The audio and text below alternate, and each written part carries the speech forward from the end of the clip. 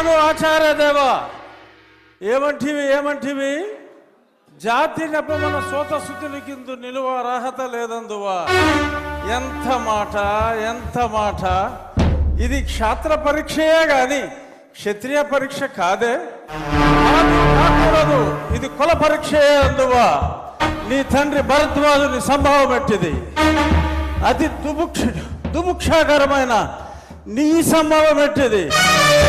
కుండలో పుట్టిదివి కదయ్యా, నీదే కులము. అంతేగాక ఈ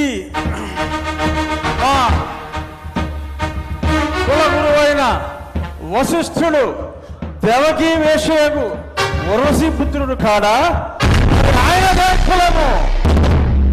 ఆయన పంచమజాతి కన్యకు అరుంధతి యందు శక్తిని, ఆ శక్తి చండాగణ యందు పరాశరుని, ఆ పరాశరుని పల్లె పడుచైన మత్స్యగంధి యందు మా తాత వ్యాసుని, ఆ వ్యాసుడు విధవరాండ్లైన మా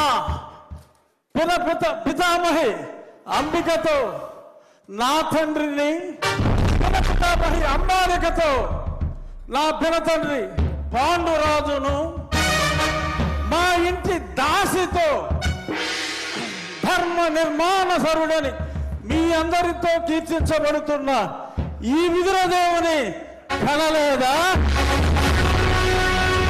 నాతో చెప్పిందేమయ్యా, భక్తి క్షత్రబీజ ప్రాధాన్యములతో సంకరమైన మా గురువంశము